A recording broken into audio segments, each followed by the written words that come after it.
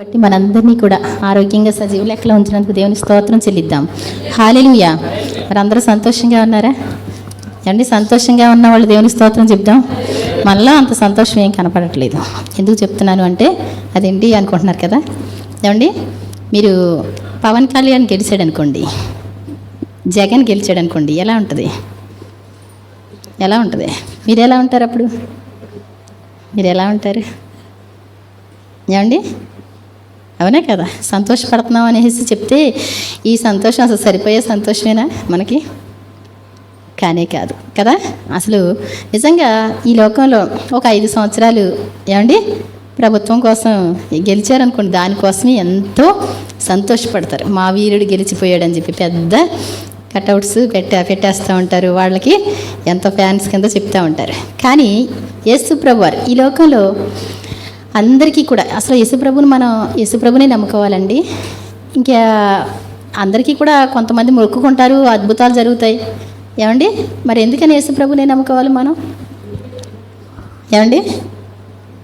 యేసుప్రభునే ఎందుకు నమ్ముకోవాలి? మన పాస్టర్గా చెప్పినట్లు నరుని ఆత్మ యెహోవా పెట్టిన దీపం అంట ఏమండి. వాని నాసికారంధ్రాల్లో జీవవాయువు ఊదగా నరుడు జీవాత్మ అయ్యాడు. ఆయన జీవం మనలో ఉంది కాబట్టి మనకి ఆయనకి సంబంధం ఉంది. దేవుని స్తోత్రం చెప్దాం. ఏ అన్య దేవతయు మీలో ఉండి ఉండలేదు అంటాడు. మనలో ఎవరున్నారు? దేవుని ఆత్మ ఉన్నారు. అందుకే ఆయన పిల్లలం మనం ఏమండి. కాబట్టి మనిషి యేసుప్రభుని తప్పకుండా తెలుసుకోవాలి. యేసుప్రభులో ఒక స్పెషల్ ఏంటి అంటే నిజంగా అందరూ కూడా జన్మదినం ఉండొచ్చు, రకరకాల దేవతలు దేవుళ్ళు అని చెప్పుకునేవాళ్ళు. మరణదినం ఉండొచ్చు ఏమండి.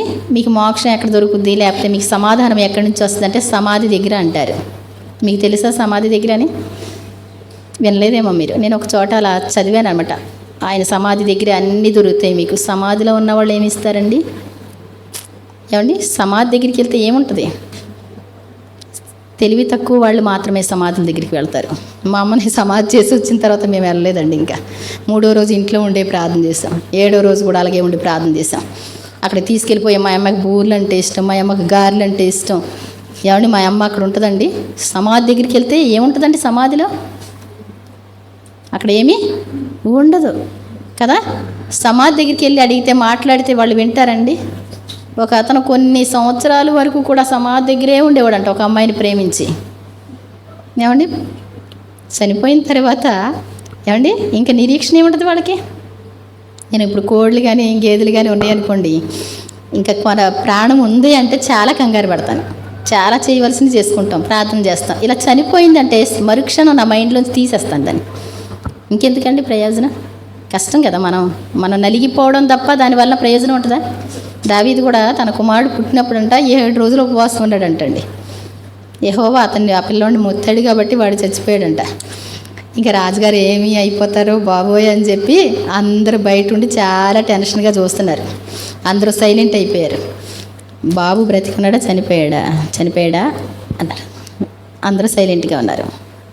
లేచెళ్ళి చక్కగా తలస్నానం చేసి రాజవస్త్రాలు వేసుకొని భోజనానికి కూర్చున్నాడంట. అందరికీ సౌండ్ లేదు ఏమండి. వేరే ఎందుకని? వెళ్ళిపోయిన వాళ్ళు తిరిగి రారు. మనుషులు ఎవ్వరు కూడా ఈ టైప్లో ఉంటుంది, జంతువులైనా. కానీ ఒక క్రైస్తవ జీవితానికి మరి యేసు ప్రభువుకి స్పెషల్ ఏంటండి? ఆయన తిరిగి లేచినటువంటి రోజు. దేవుని స్తోత్రం చెప్దాం. సమాధి దగ్గరికి వెళ్తే కాదండి, అందరిలా సమానం కాదండి ఏమండి. ఆదిలో ఉన్నది సమాధి అంటే అర్థం ఏంటి? సమా ప్లస్ ఆది అంటే సమాధి. ఆదిలో ఉన్నదానికి సమానం అయిపోతున్నాడు మనిషి, మట్టి రూపానికి మార్చబడతారు. కానీ యేసు ప్రభు ఎలా మహిమ రూపం వచ్చేసింది ఆయనకి. మరి ఆయన చనిపోయి తిరిగి లేవడం ద్వారా అందుకోసం మనల్ని కూడా ఆయన ఏం చేస్తారంట? తన కుమారుని అందు విశ్వాసం ఉంచితే మనం కూడా చనిపోయి పాతి పెట్టబడి మరలా పునరుత్థానంలో మనం కూడా తిరిగి లేస్తామంట. ఇది నమ్మలేదనుకోండి ఏమండి, కుక్కలాగానో కోతిలాగానో లేకపోతే గేదెల్లాగా అనుకున్నాం అనుకోండి, మనిషి జీవితం చాలా విలువైంది. గుర్తుపెట్టుకోవాలి. మనిషిగా పుట్టడానికంటే చాలా సంకల్పం ఉంటుంది. మనిషిగా పుట్టిన వాళ్ళు చాలా విలువైనటువంటి వాళ్ళు. మనుషులు చాలా విలువైనటువంటి వాళ్ళంట. కాబట్టి మన విలువైన జీవితాన్ని తీసుకొని మన ఇష్టానుసారంగా వాడుకున్నాం అనుకోండి, చిటికి మన చనిపోతే గనక ఏమాత్రం ఏమండి అక్కడ వ్రాయబడినటువంటి ప్రకారం లెక్క అప్పజెప్పాలి కానీ, లేకపోతే మన ఇష్టానుసారంగా ఉండడం, గాల్లో కలిసిపోవడం, ఏం జరుగుతుందో ఏమోలే అంటే వందనాలన్న ఏం జరుగుతుందో ఏంటోలే అంటే అదేమవుద్దండి? అక్కడికి వెళ్ళిన తర్వాత తెలుస్తుంది. అందుకే ముందు వ్రాయబడి అన్నీ కూడా ఏమండి మన జీవితం సరిపోదండి అన్నీ తెలుసుకోవడానికి, అవునా కదా? కాబట్టి దేవుడు అన్నీ వ్రాయించాడు. ఒక మనిషిగా పుట్టిన ప్రతి ఒక్కరు కూడా యేసు ప్రభువుని తెలుసుకోవాలి. మనం చనిపోయిన తర్వాత తిరిగి లేవాలి అంటే యేసు ప్రభువు మాత్రమే లేచాడు. ఆయనను మాత్రమే నమ్ముకుంటే మనం కూడా తిరిగి లేస్తాం. మృతుల పునరుద్ధానము ఉందండి. ఏమండి కొంతమంది మృతుల పునరుద్ధానం లేదు అని చెప్పేవారు ఉన్నారు, సద్దుకాయలు అంటారు వాళ్ళని. ఏమండి ఏమోలే, కొంతమంది ఎలా చెప్తారండి, రకరకాలుగా పుడతారంట. ఏమండి రకరకాల బోధలు కదండి. కాబట్టి మనం రకరకాలుగా పుడితే ఇంకేం అక్కర్లేదండి, అంత కష్టమేం అక్కర్లా. ఈ జీవితంలో ఒక కండిషన్ కలిగిన జీవితం అక్కర్లేదు. ఇక్కడ ఉన్నటువంటి ఈ సుఖాలు ఈ దుఃఖాలు ఏమండి మనకు తెలుసు కదండి. సుఖం అంటే తెలుసు, దుఃఖం అంటే తెలుసు, చిన్నపిల్లలతో సహా అందరికీ తెలుసు. మనకి ఏ సుఖం అంటే ఇష్టమా, దుఃఖం అంటే ఇష్టమా? ఏమండి ఏది ఇష్టం? సుఖమే ఇష్టం కదా. మనం సుఖంగా చనిపోయిన తర్వాత కూడా సంతోషంగా ఆనందంగా సుఖంగా ఉండాలంటే ఈ జీవితంలో ఏమండి యేసు ప్రభువుని తెలుసుకుంటేనే. చనిపోయిన తర్వాత ఏమోనండి అన్నారనుకోండి, ఏమండి అసలు నిజంగా చాలా విచిత్రం అనిపిస్తుంది దేవుని కార్యాలన్నీ కూడా. దేవుడు లేనని బుద్ధిహీనులు తమ హృదయంలో అనుకుంటారంట. ఏమండి మీకు వామిటింగ్ వచ్చేలా ఉందనుకోండి, నాకు అన్నీ అది గ్రహిస్తూ ఉంటాను నేను. ఏమండి చిటుక్కుమని ఇలా వచ్చేస్తే ఎలా ఉంటుందండి? ఏమండి వామిటింగ్ వచ్చినట్టుండి ఏం అనిపించకుండా చిటుక్కుమని వచ్చేసింది అనుకోండి, ఎలా ఉంటుంది? సిగ్నల్ ఇస్తుంది. ఏమండి కళ్ళు తిరుగుతున్నట్టు, వికారం ఉన్నట్టు, నువ్వు బయటికి వెళ్ళే వరకు దాన్ని కొంచెం ఆపుకోవడానికి. ఇదంతా దేవుని మహాకృప. ఏమండి అసలు మీరు ఏ పార్ట్ని చూసినప్పటికీ కూడా నీ సర్వ శరీరం ఎంత జాగ్రత్తగా ఉండడం కోసమో దేవుడు నిర్మించాడు. మరి ఏదో అస్తవ్యస్తంగా కాదండి, సింపుల్గా పాడైపోయేలా ఉండదు. ఏమండి ఇలా దుమ్ము వస్తుందంటే టక్మని కళ్ళు మూసేస్తాం. ఏమండి ఈ రెప్పలన్నీ ఏమవుతాయండి? ఊరి నుంచి వస్తే దుమ్ము నెలలో వెళ్ళారనుకోండి, ఏమవుతాయి రెప్పల నిండా? చక్కగా నిజంగా ఏమి అందమైన అమరికో అది అర్థం కాదు అసలు లెక్క. ఏమండి ఎన్ని వస్తువులైనా కొన్ని రోజులు మాత్రమే వారంటీ ఉంటాయి. ఏమండి బ్రతికినంతకాలం చాలా వరకు కూడా. ఏమండి నేను చూశాను, చేతులు విరిగిన వాళ్ళు ఉన్నారనుకోండి, వాళ్ళు ఏ పని చేయకపోతే గోళ్ళు ఏమైపోతాయండి? పెరిగిపోతాయి, అవునా కదా? పళ్ళు ఉన్నాయి అనుకోండి, వాడకపోతే ఏమవుతాయి? పెరిగిపోతాయి. కానీ ఎప్పుడు అరుగుతున్నాయో, ఎప్పుడు కటింగ్ అవుతుందో తెలుసా మీకు? ఎప్పుడు చూసినా అలాగే ఉంటున్నాం. దేవుని స్తోత్రం చెప్దాం. కాబట్టి నిజంగా దేవుడు ఉన్నాడు అని ప్రతి సందర్భంలో గుర్తొస్తుంది. ప్రతి విషయంలో కూడా ఒక క్రమంగా దేవుడు పెట్టాడు. అందుకే ఆయనకి మనం ఎంతైనా భయభక్తులు కలిగి జీవించాలి. ఆయన చెప్పిన మాట వినాలి. ఇక్కడ మనం చనిపోయిన తర్వాత బ్రతకాలి అంటే యేసు ప్రభువారు ఎలా అయితే లేచారో మనం కూడా అలా లేవాలి అంటే ఆయన చెప్పిన మాటల ప్రకారం. ఏమండి ఒకడు నీటి మూలమును ఆత్మ మూలను జన్మిస్తేనే కానీ పరలోక రాజ్యంలో ప్రవేశింపడు అంటాడు.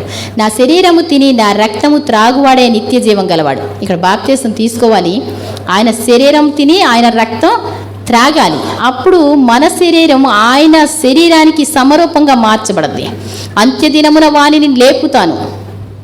ఏమండి తీసుకునేది ఏంటి?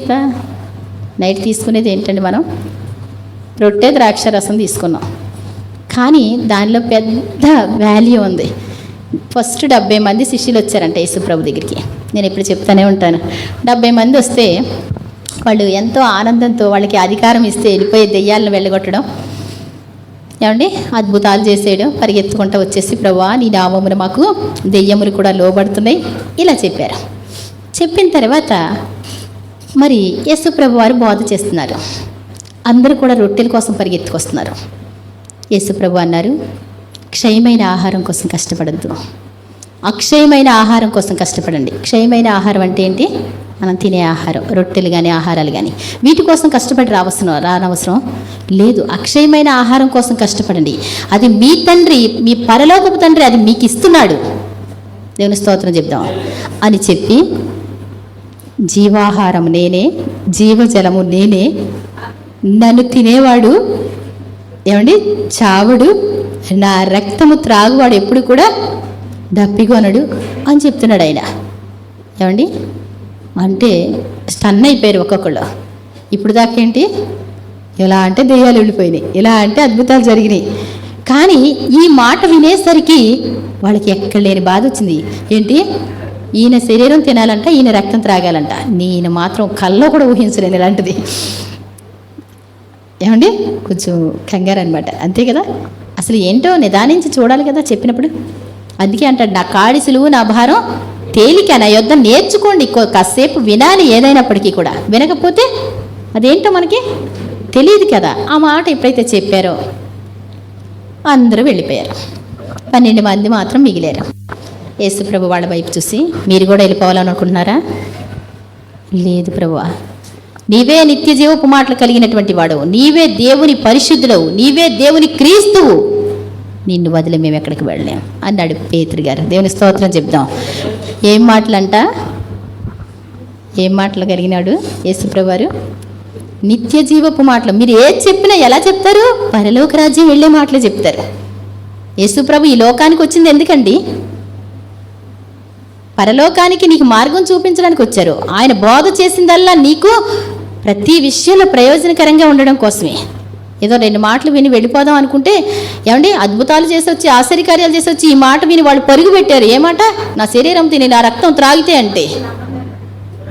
అది చాలా కఠినమైన మాట అనుకున్నారు. యేసుప్రభు వారు ఏం చేశారండి తర్వాత? ప్రభువా, అందరూ కూడా పస్కాకి రెడీగా ఉన్నారు, అందరూ సిద్ధం చేస్తున్నారు, మేము కూడా నీకు ఎక్కడ పస్కాకి సిద్ధం చేయాలి అనేసి అంటే ఆయన ఏమన్నారండి? అప్పుడు 3.5 సంవత్సరాలు కదా వాళ్ళు వచ్చి, 3 సంవత్సరాలు, అప్పటికి 2 సార్లు అయిపోయి ఉంటుంది, 3వసారి ఇప్పుడు.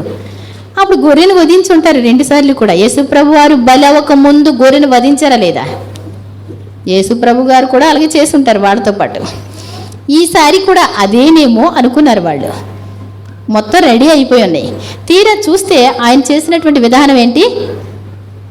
ఆ రాత్రి ఒక రొట్టెని ఇలా పట్టుకొని, అదే ఫస్ట్ టైం అనమాట అండి. దేవుని స్తోత్రం చెప్దాం. ఇది నా శరీరము. ఏంటంట? నా శరీరం. మరి నా శరీరం తిని నా రక్తం త్రాగువాడని నిత్య జీవం గలవాడని అన్ని, ఇది తినండి, మీలో పంచుకొని తినండి అనే రొట్టెని ఇలా విరిచి ఇచ్చారు. అలాగే భోజనం అయిన పిమ్మట ఆయన ఒక పాత్రలో ద్రాక్షరసం పట్టుకొని ఏమన్నారు? ఇది నా రక్తము. దేవుని స్తోత్రం చెప్తున్నా. అనేకుల పాపక్షమాపణ నిమిత్తము చిందింపబడుచున్న నా రక్తము. దేవుని స్తోత్రం చెప్దాం. కష్టంగా ఉందా? తేలిగ్గా ఉందా? ఏమండి ఖర్చు ఏమన్నా ఉందా మనకి? నువ్వు కోట్ల రూపాయలు వేసినా రాదండి యేసు రక్తం. నీ పాపానికి విమోచన ఏ విధం చేతనైనా ఏ మనుషుడు తన సహోదరుని విమోచించుట కష్టమంట. అట్టి పాపక్షమాపణ నిమిత్తం అయినటువంటి క్రయధనం దొరకదంటండి. అది అట్లుండవలసినదే అంటాడు. అట్లుండవలసినటువంటి దాన్ని యేసు ప్రభు ఒక్కడు మాత్రమే పరలోకం నుంచి దిగి వచ్చి నీ కోసం నా కోసం ఆయన కష్టపడిన కష్టం నార్మల్ కష్టం కాదు. కొంచెం సేపు కూర్చోవడానికి మనకి ఎంతో కష్టం, కొంచెం సేపు మోకరించడం మనకి ఎంతో కష్టం, కొంచెం సేపు ఎండలో ఉండండి అంటే మనకి ఎంతో కష్టం. ఏదైనా కష్టమే. కానీ యేసు ప్రభు నిలువెల్ల నిజంగా దేవుని కుమారుడు, సుకుమారుడు, ఏకైక కుమారుడు, అద్వితీయ కుమారుడు. అసలు తండ్రికి ఎంత శక్తి ఉందో అంత శక్తి ఉన్నటువంటి వాడు. అంత కష్టపడ్డాడు. ఏమండి చాలా కష్టపడ్డాడు. రాత్రి అని లేదు, పగలని లేదు, ఆకలిగా ఉన్నాడు, దప్పిగా ఉన్నాడు. ఏమండి ఆయనకి సుఖం అంటూ ఉందా? ఏమీ లేదు. చాలా కష్టపడ్డాడు.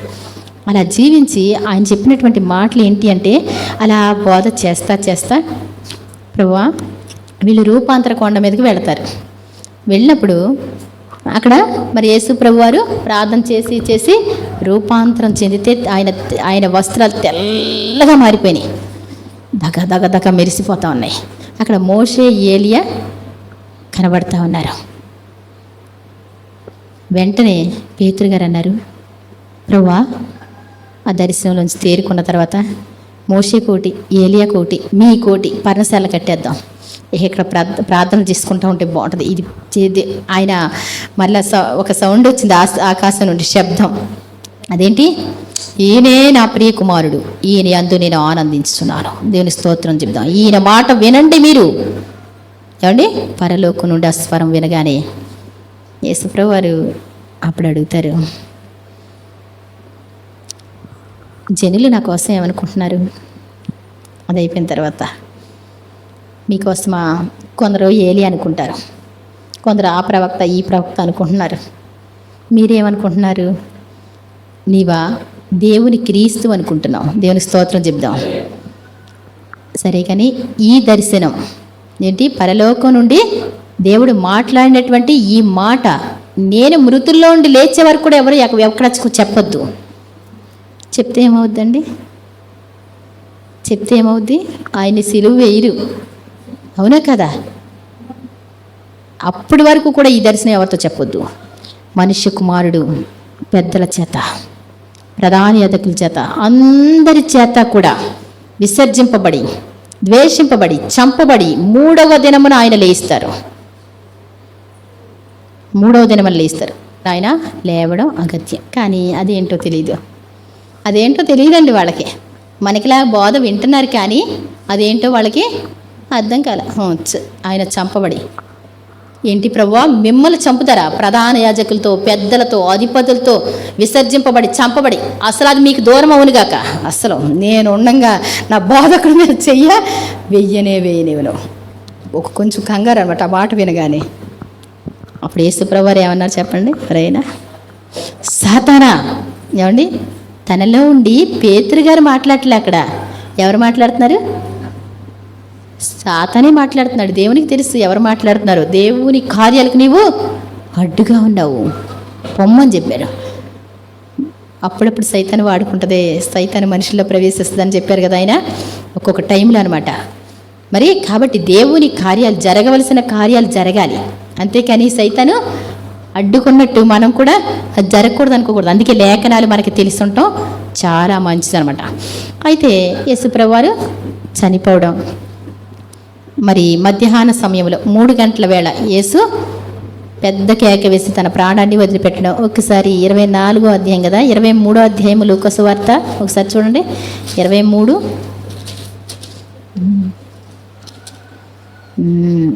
చూడండి, 44 వచ్చిన చదువుతాం చకచక. ఎప్పుడంటండి యేసుప్రభు వారు ఆయన మరి 6 మాటలు పలికారు. ఆ తర్వాత రమారమి మధ్యాహ్నం 3 గంటల ఆయను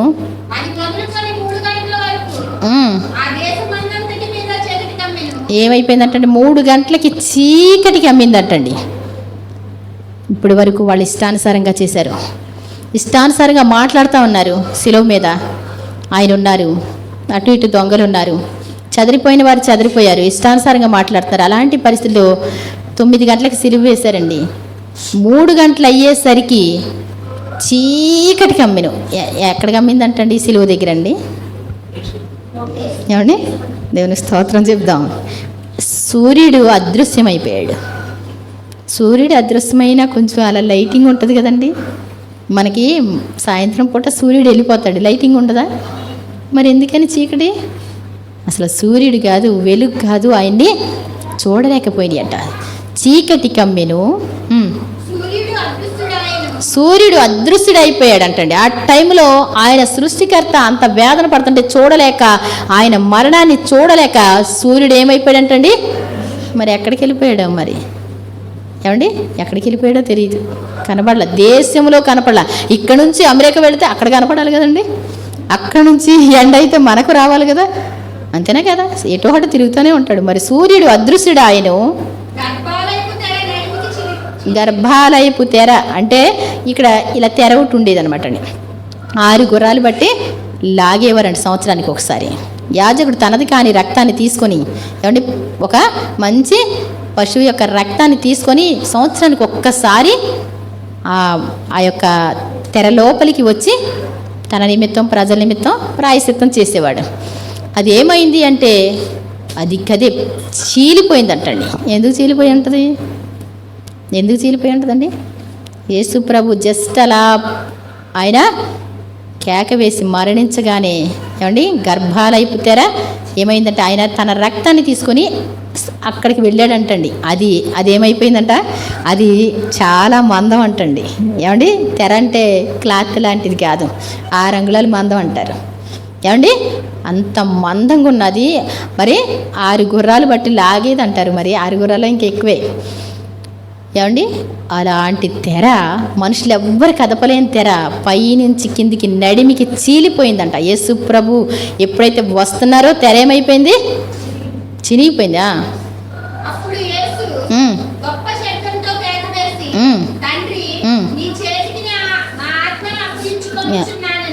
ఇంకా దేవునికి మొత్తం చోటు ఇచ్చేసినాయండి అన్నీ కూడా.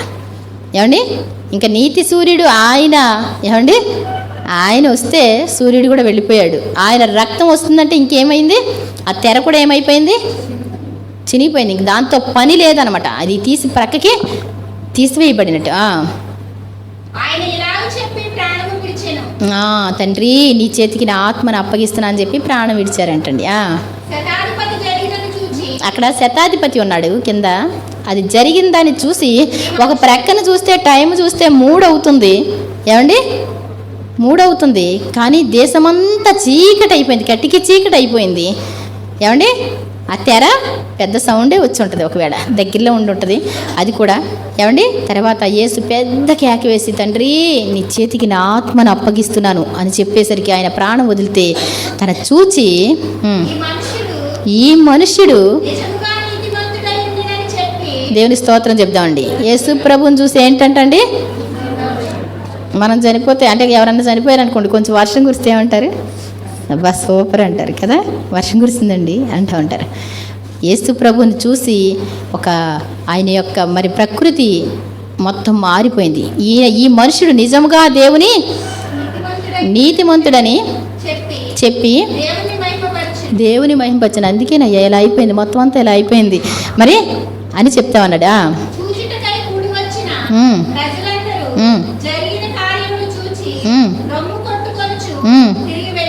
అయ్య బాబోయ్ అసలు ఏమవుద్దో, ఆయన్ని ఇష్టం వచ్చినట్టు చేశారు, ఇష్టం వచ్చినట్టు చేశారు. కానీ ఆయన చనిపోయినప్పుడు ఎలా ఉంది, మహాభూకంపం కూడా కలిగిందంటండి. సమాధులు తెరవబడి అంట, మిగిలిన అధ్యాయాల్లో ఉన్నాయి.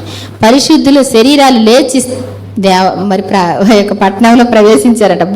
ఎప్పుడో చనిపోయిన వాళ్ళు కూడా వచ్చేసారంటండి వాళ్ళ పట్టణాల్లోకి. జరిగిన సంగతులన్నీ చూసి అందరికీ చాలా వింత అనిపించింది.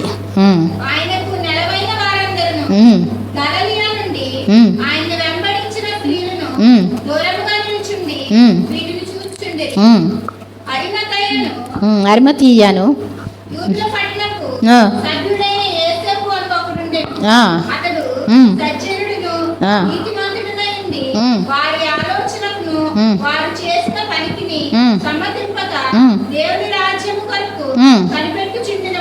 చూడండి అక్కడ ఎవరంటండి, ఇతను అరిమతీయ యోసేపు అనేటువంటి ధనవంతుడు.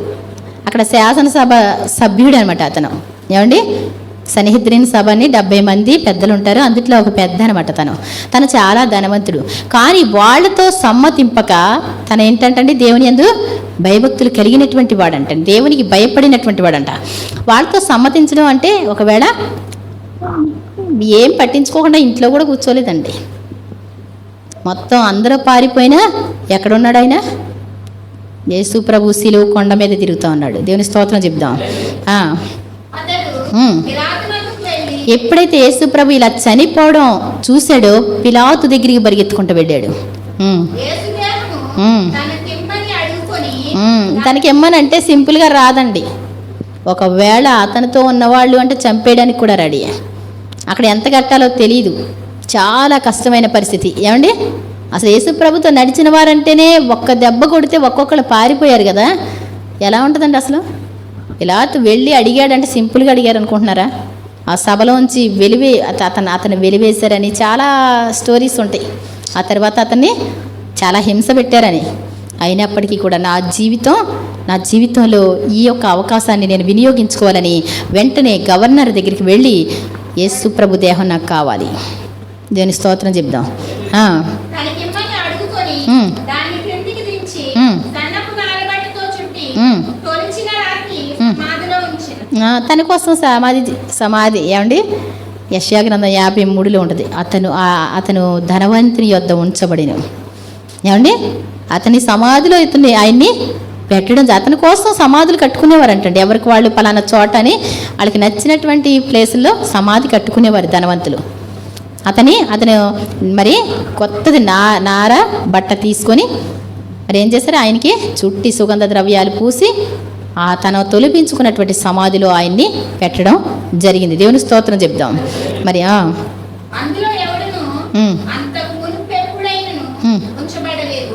అది కొత్త సమాధి అండి.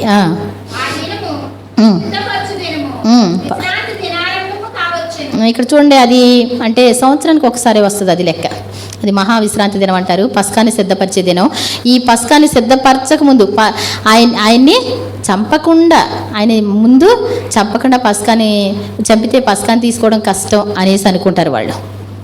కానీ ఆ సంవత్సరం పస్కా ఆగిపోయింది, అందరికీ ఆగిపోయింది. యేసుప్రభు ముందు రోజు ఏం చేశారు, ఆయన 3 గంటలకి సిలువలో చనిపోయేటప్పుడు వాళ్ళు పస్కా తీసుకోవాలి లెక్క.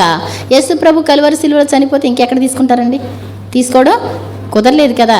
కాబట్టి మరి నిజంగా ముందు రోజే ఇచ్చేసారు యేసుప్రభు వారు, క్రొత్త నిబంధనగా చేశారు. మరి యేసుప్రభు మరణించారు ఆ టైంలో కరెక్ట్గా. అందుకే అందరికీ కూడా మరి పస్కా ఇంకా లేదండి, వాళ్ళు మైలు పడినటువంటి పరిస్థితి అని.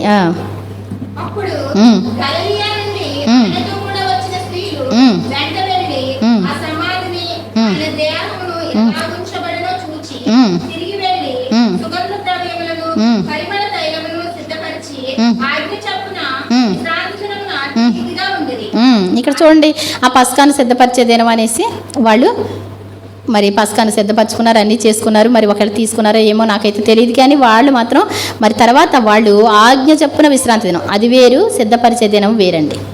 పస్కాను సిద్ధపరిచే దినం అది వేరు, ఆజ్ఞ చొప్పున విశ్రాంతి దినం మహావిశ్రాంతి అంటారు, సంవత్సరానికి ఒకసారి వస్తుంది. అది గురువారం అనమాట అండి. అది యేసుప్రభు సమాధిలో ఉన్నప్పుడు జరుగుతున్నటువంటి మహావిశ్రాంతి అంటారు దాన్ని. మరి తర్వాత ఆజ్ఞ చొప్పున విశ్రాంతి దినం వాళ్ళు తీరిగ్గా ఇంటికాడ ఉన్నారు. ఇంతవరకు రాలేదు వాళ్ళు, సుగంధ ద్రవ్యాలు పట్టుకొని ఇంకా రాలేదండి.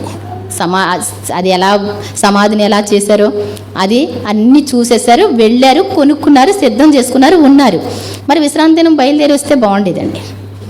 ఈరోజు బయలుదేరి వెళితే వాళ్ళు సాయంత్రానికైనా బాగుండేది, ప్రార్థన అయిపోయిన తర్వాత బయలుదేరి వెళితే బాగుండు. కానీ వాళ్ళు సాయంత్రం రాలేదండి. వీళ్ళు ఏం చేశారు,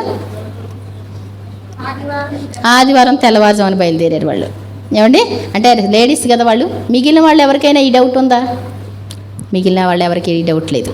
ఆయన లేస్తాడని కానీ, వెళ్ళాలని కానీ, చూద్దామని కానీ ఏమీ లేదు. సోదు ఎవరి కాళ్ళు చెప్పుకుంటూ ఉంటారు. చెప్పిన మాటలు కూడా ఎవరు గుర్తు చేసుకునే వాళ్ళు ఎవరు కూడా లేరు. ఆయన ఏం చెప్పాడు అన్నది కూడా ఇప్పుడు సెల్లో ఎక్కుతున్నాయి కాబట్టి మళ్ళీ గుర్తు చేసుకోవడానికి, వెనక్కి తిప్పడానికి. అప్పుడు మైండ్ పెట్టి సరిగ్గా వింటేనే గుర్తుంటాయి కదండి, అవునే కదా. వీళ్ళకి కూడా స్త్రీలు కూడా గ్రహించలేదు, కానీ ఆయన్ని ప్రేమతో ఒకసారి ఆ రాయి ప్రక్క దూలిస్తే ఇవన్నీ మళ్ళీ పూసేసి వద్దాం ఆయన దేహానికి అనేసి ఆశతో వెళ్ళారు. కానీ లేస్తాడని వెళ్ళారా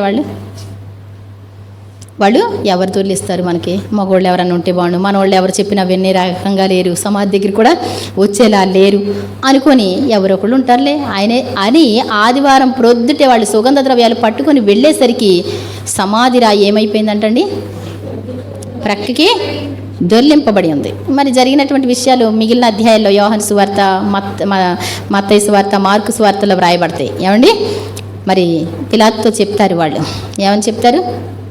ఆ వంచకుడు బ్రతికున్నప్పుడు ఏమని చెప్పాడో తెలుసా? 3వ దినమున లేస్తానని చెప్పాడు. ఏమండి ఏం చెప్తాడు? 3వ దినం లేస్తా అన్నాడు. ఒకవేళ విన్న వీళ్ళందరికీ శిష్యులకి అయితే గుర్తులేదు, కానీ బయట నుంచి విన్నవాళ్ళకి గుర్తుంది. కాబట్టి ఏం చేయాలి? ఏం చేయమంటారు? అయితే అది చాలా భద్రం చేయాలి. ఆ రాయికి ఏం చేయాలి?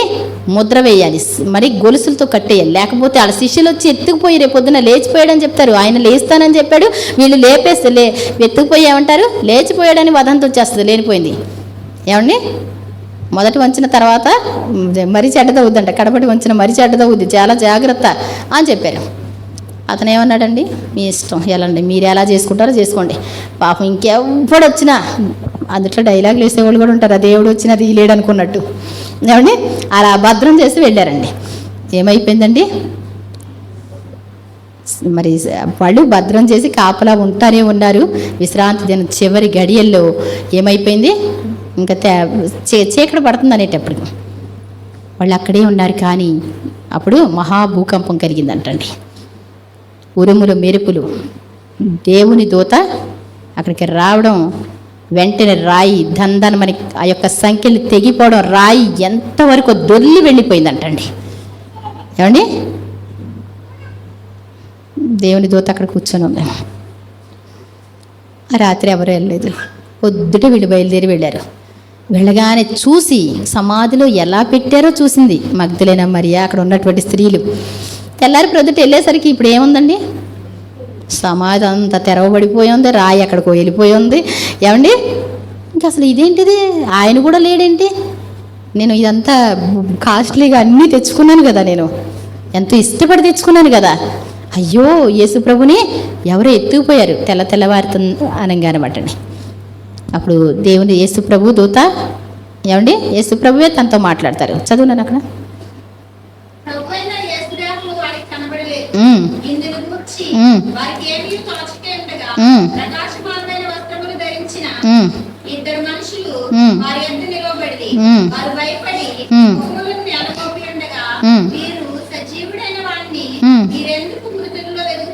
దేవుని స్తోత్రం చెప్దాం.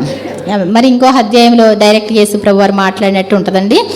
అయితే ఇక్కడ ఇద్దరు ప్రకాశమైనటువంటి వస్త్రాలు ధరించిన వారు, ఏమండి, సజీవుడైనటువంటి వారిని మృతుల్లో ఎందుకు వెతుకుతున్నారు మీరు? ఏమండి, మృతుల్లో ఎందుకు వెతుకుతున్నారు? ఇక్కడ ఎందుకు చూస్తున్నారు మీరు?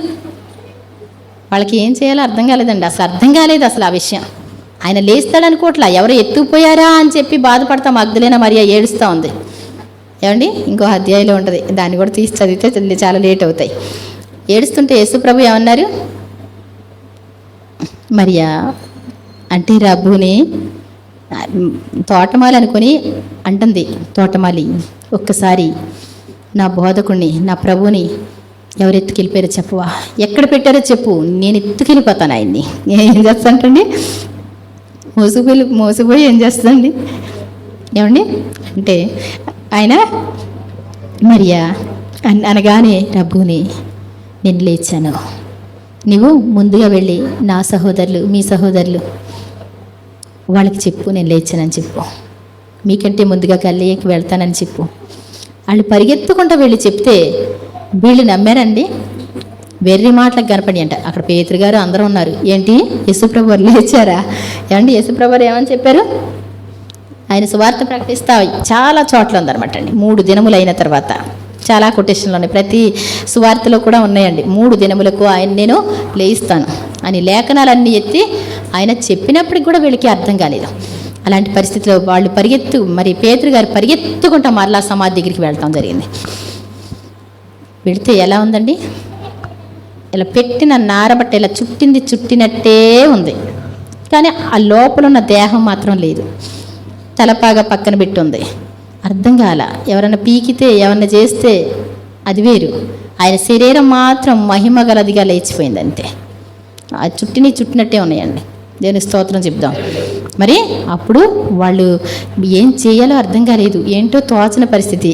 అలాంటి పరిస్థితిలో మరలా అక్కడ దేవుడు మాట్లాడడం, దేవుని దూత చెప్పడం, మరి ఇంటికి వచ్చిన తర్వాత కూడా మరి యేసుప్రభు వారు కూడా వారికి సమాధానంగా మరి మాట్లాడడం జరిగిందండి. మరి యేసుప్రభు వారు గల్లీకి వెళ్తా ఉన్నారు, ఆయన లేచి వెళ్తా ఉన్నారు. ఈ మధ్యలో జరిగిన విషయం చదువమ్మా.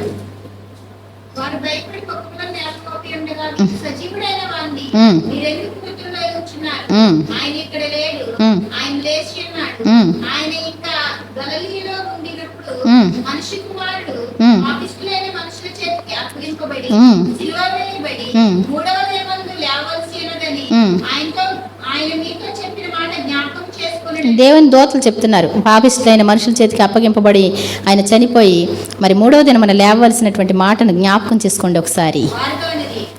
అప్పుడు ఆయన మాటలు జ్ఞాపకం చేసుకుని సమాధి వద్ద నుండి తిరిగి వెళ్ళి ఈ సంగతులన్నీ తక్కిన వారికి అందరికీ తెలియజేసి ఈ సంగతులు అవస్థలతో చెప్పిన వారు ఎవరనగా మగ్దలేని మరియు యోహన్నాయి, యాకోబు తల్లి అయిన మరియు వారితో కూడా ఉన్న ఇతర స్త్రీలు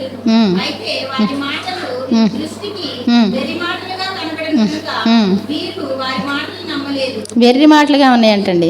ఏంటో అర్థం కాని మాటలు.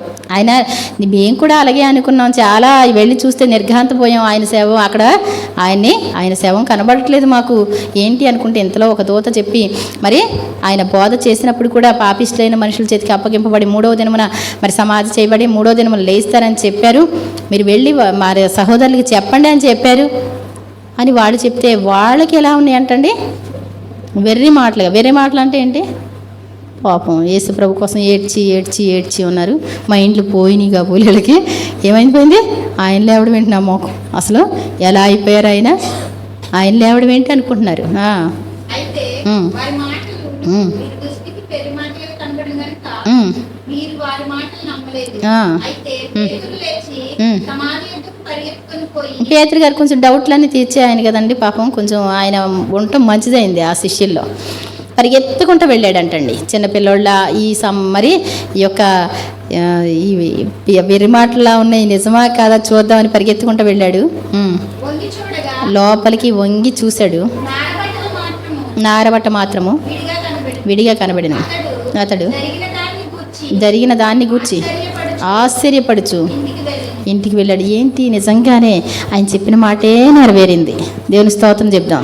యేసు ప్రభు చెప్పిన ఏమన్నా నెరవేరకుండా ఉన్నాయండి అంటే మనం ఎన్నో చూసాం కాబట్టి, వాళ్ళ స్టోరీలన్నీ విన్నాం కాబట్టి మనం ఎలా ఉంటామో మనకి తెలీదు. ఏ విషయంలో ఎలా ప్రవర్తిస్తామో తెలియదు. వాళ్ళకంటే గొప్పవాళ్ళు అనుకోవక్కర్లా. మనం చాలా కూడా చిన్న చిన్న విషయాలకే బాధపడిపోతూ ఉంటాం. మనం చిన్న చిన్న విషయాలకే అసలు అది అర్థం కాని పరిస్థితిలో ప్రవర్తిస్తూ ఉంటాం. కాబట్టి నిజంగా వాళ్ళు మరి వాళ్ళకు గుర్తు లేకపోవచ్చు, అధిక ప్రేమ అవ్వచ్చు ఒకవేళ, ఇంకా అయినప్పటికీ కూడా కొంచెం అది పొరపాటే. చెప్పిన మాట జాగ్రత్తగా వినండి, మీ చెవుల్లో నాటనివ్వండి అంటాడు. అందుకే ఇదిగో ఆ దినమందే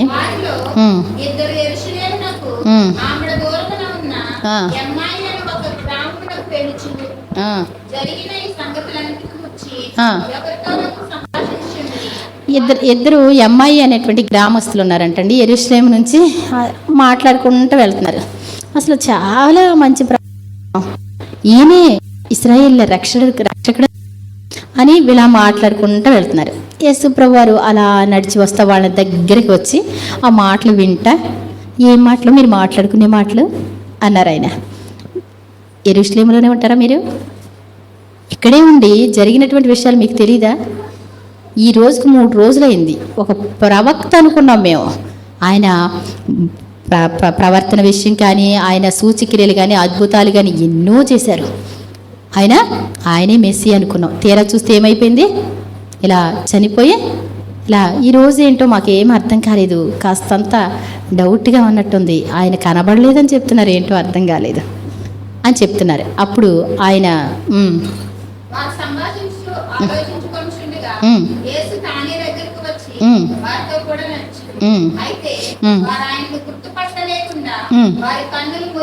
దేవుడు మన కన్నులు తెరిస్తే తప్ప మనం సత్యాన్ని గ్రహించలేమండి.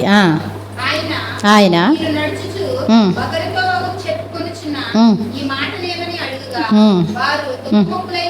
వారి దుఃఖముఖులై నిలిచిరి. వారిలో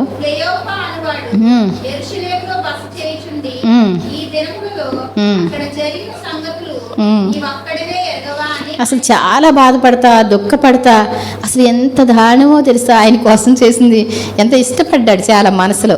ఏమండి, ప్రతి ఒక్కరు ఇష్టపడిన వాళ్ళని, కష్టపడే వాళ్ళని, వాళ్ళ డౌట్స్ అన్ని తీర్చడానికి దేవుడు తప్ప ఎవరు? అవునా కదా? వాళ్ళు నలిగిపోతున్నారు బాగా. యేసుప్రభుని చాలా ఇష్టపడ్డారు వాళ్ళు. మామూలు మనుషులైతే ఏంటి వాళ్ళకి తెలియదేమో, కానీ వాళ్ళు నలిగిపోతున్నటువంటి అనుభవంలో ఆయన తానే వారి దగ్గరికి వచ్చి ఆయన మాట్లాడుతున్నటువంటి విషయాలు.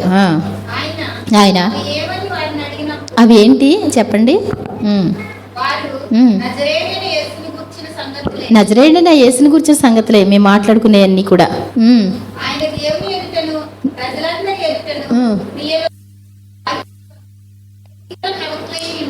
క్రియల్లో ఎంత శక్తి కలిగినటువంటి ప్రవక్తగా ఉన్నాడు ఆయన.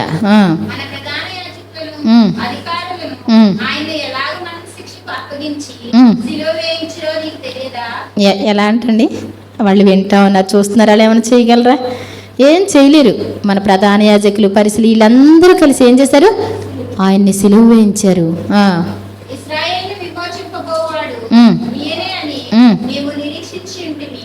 ఇది కాక ఈ సంగతులు జరిగి నేటికి 3 దినములైనవి. అయితే మాలో కొందరు స్త్రీలు తెల్లవారగానే సమాధి యొద్దకు వెళ్ళి ఆయన దేహమును కానక వచ్చి, కొందరు దేవదూతలు తమకు కనబడి ఆయన బ్రతికి ఉన్నాడని చెప్పిరని మాతో చెప్పి మాకు విస్మయము కలుగు చేసి. దేవుని స్తోత్రం చెప్తాం. ఏంటంటండి, ఏమండి ఈ మాత్రం అన్న తెల్లారన్నా వచ్చారు, వీళ్ళు కూడా రాకపోతే ఏంటండి? ఏమండి అవునా కదా? కొంత ఏదో వాళ్ళకి మనసు ఎంతో దేవుని మీద ప్రేమ ఉంది కాబట్టి సమాధి దగ్గరికి వాళ్ళు వెళ్తున్నారు, చూస్తున్నారు, ఏం జరుగుతుందో చూస్తున్నారు కాబట్టి కొన్ని సంగతులైనా మనకి తెలిసినాయి. మరి మాకు విస్మయం కలుగు చేశారు వాళ్ళు. మాతో కూడా ఉన్న వారిలో కొందరు సమాధి యొద్దకు వెళ్ళి ఆ స్త్రీలు చెప్పినట్టు కనుగొన్నది కానీ ఆయన చూడలేదని ఆయనతో చెప్పారు. నిజమే, వాళ్ళు చెప్పినవన్నీ కూడా చూశారు. దేవదూత వచ్చి కనపడటం, మృతుల్లో వెతుకుతున్నారా అని చెప్పడం, ఆయన వస్త్రాలు అక్కడ ఉండటం, అవన్నీ చెప్పారు. కానీ ఇంకెవరు కనబడలే అక్కడ. మళ్ళీ వెళ్ళారు, మా వాళ్ళు కూడా వెళ్ళారు, చూశారు, ఇంకెవరు కూడా కనబడలేదు అని చెప్తున్నారు. ఎవరు ఇవన్నీ చెప్పేది? ఈ అమ్మాయి మనుషులు యేసు ప్రభుతో మాట్లాడుతున్నారు. ఆత్మస్వరూపిగా మొదటిగా ఆయన మగ్దలైన మరియకు కనబడి, ఆ తర్వాత ఈ అమ్మాయి గ్రామస్తులకి వాడితో మాట్లాడుతూ ఆయన వెళుతూ ఉన్నప్పటి జరిగిన సంభాషణ ఇది. అందుకైనా ఏంటంటండి ఏమన్నాడు? అవివేకులు అంటే ఏంటి? మనమేమంటాం? తెలివి తక్కువవాడు అంటాం. ఏమండి తెలివి తక్కువవాడు అంటే ఏంటి? ఇందా చెప్పాను కదరా, ఇప్పుడు బుర్ర లేదా నీకు అంటాం అసలు భాషలో. అంతేనా కదండి? అవివేకులారా, దేవుని మాటలు ఎలా ఉన్నాయి? అవివేకులారా, నమ్మని ప్రవక్తలు చెప్పారు కదా, ఏంటయ్యి ప్రవచనాలు కరెక్ట్గా అవన్నీ నమ్మని మందమతులారా. మందమతి అంటే గ్రహించే మనసు మీకు లేదు. ఒక్కసారి అలా రివిజన్ చేసుకుంటే ఆయన ఎలా వస్తాడు, ఏం చేస్తాడు, ఎలా ప్రతీది కూడా వచ్చేస్తాయి. ఏమండి అసలు యెషయా 53వ అధ్యాయం చదివితే ఈ స్టోరీ అంతా అక్కడ ఉంది. పోనీ బాగా ధర్మశాస్త్రం తెలిసిన వాళ్ళైతే వెంటనే లేఖనాలన్నీ తెలిసుంటే కనుక గుర్తొస్తూనే ఉంటాయి. అందుకే అంటున్నాడు అవివేకులారా. ఏమండి ప్రవక్తలు చెప్పినటువంటి లేఖనాలను ఎరగని మందమతులారా, క్రీస్తు ఇలాగు శ్రమపడునని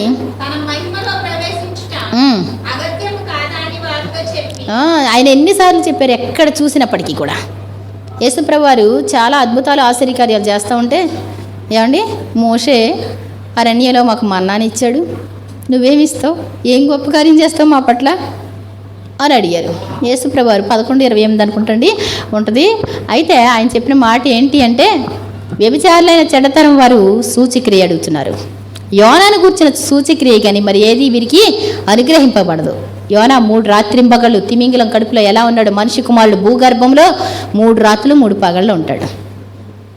ఏమండి లేఖనం అది. అందుకే మేము ఇప్పుడు ఈ విశ్రాంతి దినం పునరుత్థానం ఎందుకండి?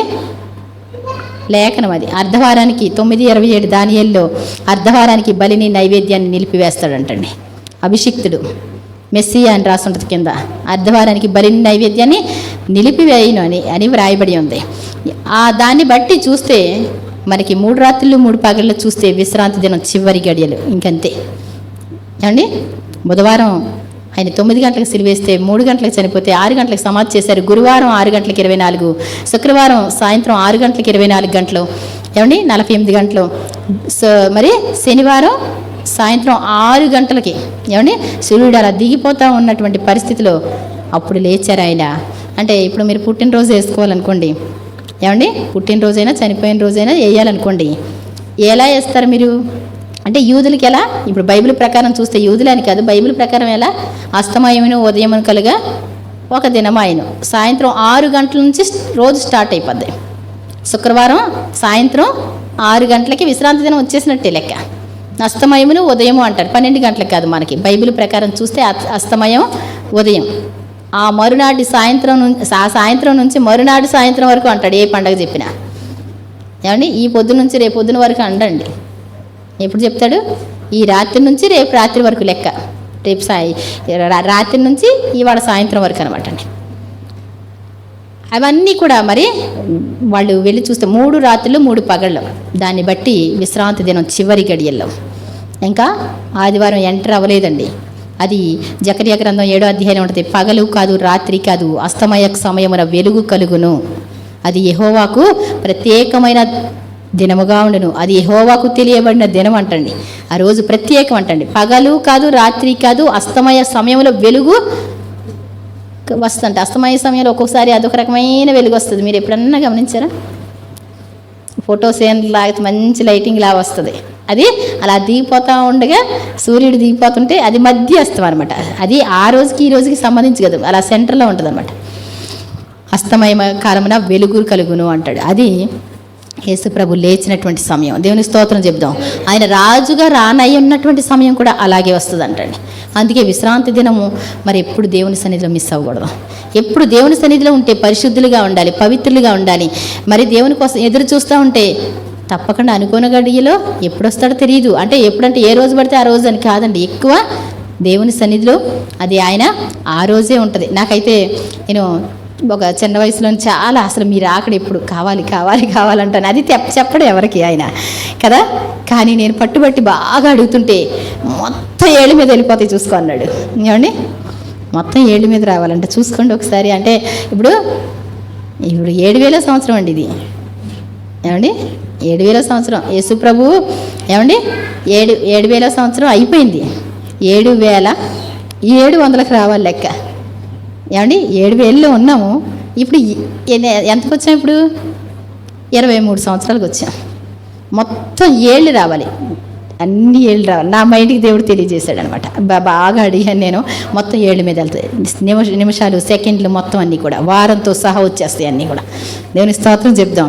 అది చాలా జాగ్రత్తగా అతి త్వరలోనే ఉంది.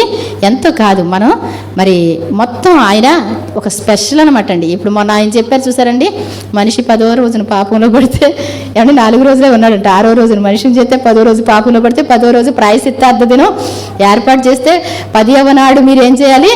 ఆ పశువుని తీసుకొచ్చి మీరు ప్రత్యేకించుకోండి అంటాడు. 14వ రోజున వధించుకోండి అంటాడు. ఎన్ని లెక్కలు వచ్చినాయి చూసారా? 10 మీద ఒక్క దాని మీద ఎన్ని లెక్కలు వస్తాయి. కాబట్టి మనం యేసు మరి ఆయన చెప్పింది ఏంటి? మరి తప్పకుండా ఈ విశ్రాంతి దినం అనేటువంటిది చాలా విలువైంది అనమాట. ఇది పునరుత్థానం, ఇది ప్రభు దినం, ప్రతిష్ఠిత దినం. మరి యెషయా 58:13 చెప్పినట్టు ఆయనకి ప్రతిష్ఠిత దినం అని, మనోహరమైనదని, ఘనమైనదని, దాన్ని ఘనంగా ఆచరిస్తే అంటారు.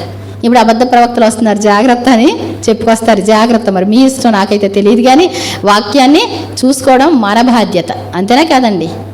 లేఖనాలు అలా ఉన్నాయో లేదో చూసుకోవాలి మనం. వాక్యాలు అలా ఉందా లేదో చూసుకోవాలి.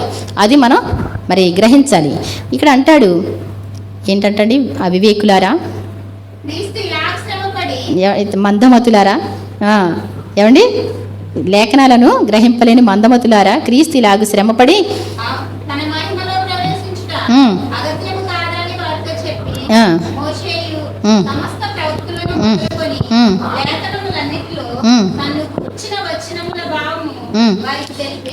వారి అందరికీ ఎవరికైతే తెలుసుకోవాలనుకుంటారో అందరికైతే అర్థం కాకపోవచ్చు. ఇప్పుడు వాళ్ళిద్దరు బాధపడుతున్నారు, చాలా వేదన పడుతున్నారు, దుఃఖపడుతున్నారు. కానీ వెంటనే సమాధానం వచ్చేసిందా లేదా?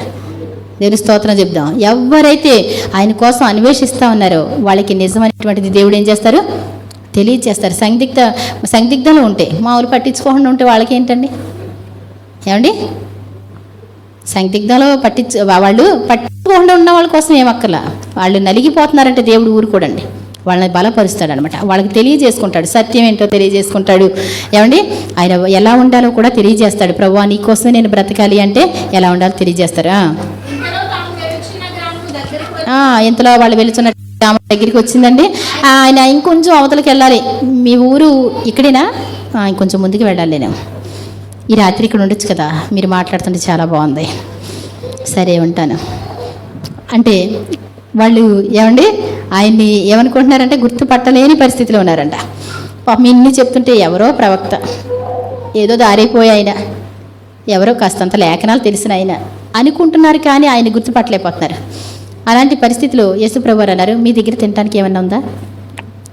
తినడానికి చేప ముక్కలు ఉన్నాయి. వాళ్ళు తింటారు, చేపలు, రొట్టెలు, చేపలు తింటారు, కాల్చిన చేపలు. ఇలా తీసుకొని ఆయన ఇలా చేతికి ఇచ్చారు వాళ్ళకి.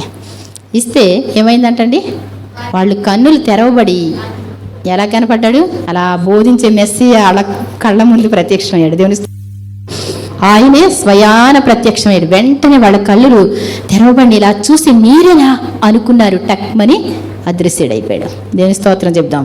ప్రతి ఒక్కళ్ళని మరి ఆ తర్వాత శిష్యులందరూ కూడా తలుపులు వేసుకుని ఉన్నారు. అక్కడికి వెళ్ళాడు ఆయన. అక్కడికి వెళితే అవునా వీళ్ళు వెళ్తే కనబడ్డారా ఏమో, మరి నేను అంత నమ్మలేకపోతున్నాను. నేను కూడా వెళ్ళొచ్చాను. మరి పేతురు గారు చెప్తున్నారు, నేను కూడా వెళ్ళొచ్చాను. మరి దేవుని దూత ఇలా చెప్పడం విన్నాను. అదంతా ఆశ్చర్యంగానే ఉన్నట్టుంది. నేను మాత్రం మామూలుగా నమ్మలేను. కొంచెం మైండ్ నాకు ఏంటి అన్నీ చూస్తేనే కానీ నేను నమ్మలేను అంటాడు. ఎవరండి అక్కడ ఉన్నది? మన దేశానికి స్వార్థ తీసుకొచ్చిన ఆయన తోమా గారు. దేవుని స్తోత్రం చెప్దాం. వాళ్ళని ఏం చిన్న అంచనా మనం ఏం అవసరం లేదండి. ఏమండి మనకు అంతకంటే డౌట్లు ఉంటాయి. ఆ డౌట్ ఎప్పుడైతే ఉందో ఆయన అన్నారండి, అక్కడికి వచ్చారు. వీళ్ళు మాత్రం కూర్చున్నారు. తోమగారు అప్పుడు లేరు కానీ వాళ్ళు మాత్రం కూర్చొని ఉన్నారు. ఆయన ఇలా ప్రత్యక్షం అవగానే భయపడుతున్నారు, దెయ్యం వచ్చేసిందని. వాళ్ళకి ఇంకా అర్థం కాలేదు. అలాంటి పరిస్థితుల్లో మీరు కంగారు పడద్దు. నాకున్నట్టుగా నా చేతులు కాళ్ళు ఇలా పట్టుకొని చూడండి. నాకున్నట్టుగా ఎముకలు శరీరం భూతానికి ఉండవు.